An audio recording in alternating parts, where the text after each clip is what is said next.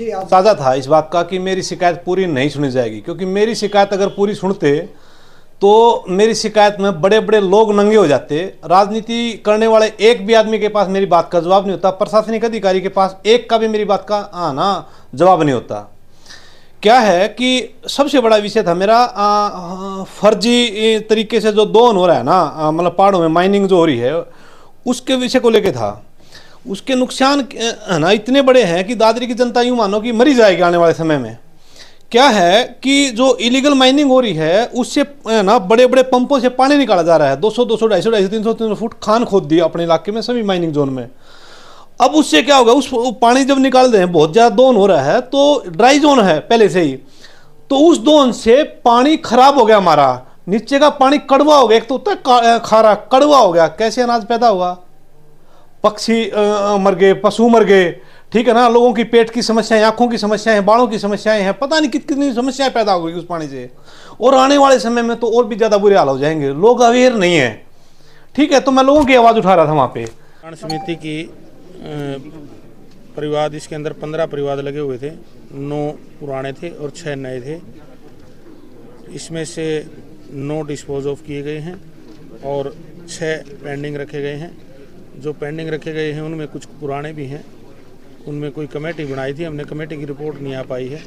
उनके रिपोर्ट लेते हुए 6 पेंडिंग रखे गए हैं और बाकियों में कोई और भी अन्य शिकायत थी, उनमें भी हमारे अधिकारीगण बैठे हैं, उनकी ड्यूटी लगाई है, उनको भी निपटाने का काम करेंगे। सर कुछ शिकायत इसके अंदर तो मेरे ख्याल में कोई लंबी शिकायत तो नहीं है।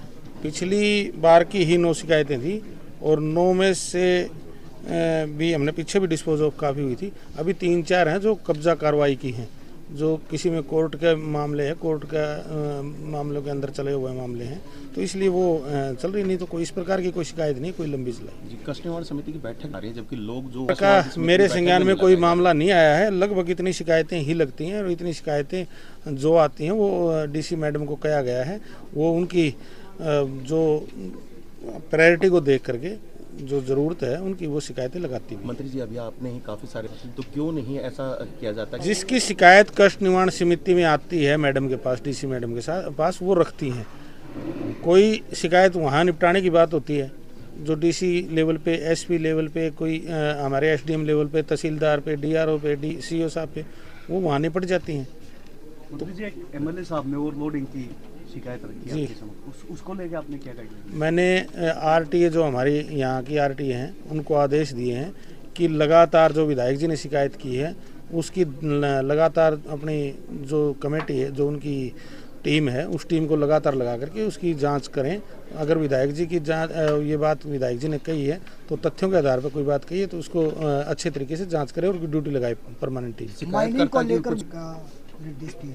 माइनिंग को लेकर के एक शिकायत के अंदर हमारे को जो बात आई थी हमारे पास, वो कमेटी हमने एडीसी साहब की अध्यक्षता में बनाई थी और वो रिपोर्ट पूरी नहीं हो पाई है, वो जांच पूरी नहीं हो पाई है। अगली बार हमने उस कंपनी को भी बुलाया है और उसको शिकायतकर्ता को शिकायत बिल्कुल उसकी अच्छे तरीके से सुना गया है और डीसी मैडम की पर्सनली जिम्मेवारी लगी है। जो हमारे वकील साहब हैं उन्होंने जो बातें, जो गांव का मामला रखा है, डीसी मैडम पर्सनली उस गांव में जाकर के आएंगी। अगर अधिकारियों ने हमारे पास गलत रिपोर्ट दी है तो उन अधिकारियों के खिलाफ एक्शन होगा। अगर वो तथ्य झूठे होंगे जो डिपार्टमेंट ने दिए हैं तो जिस अधिकारी ने वो तथ्य दिए हैं उसके खिलाफ कार्रवाई होगी। अगर वो तथ्य, उन्होंने जो तथ्य सही दिए हैं हमारे जो अधिकारियों ने, तो उसमें तो फिर डिस्पोज होना ही है। हम कमेटी का कोई शिकायत का विषय नहीं है ये। अगर कोई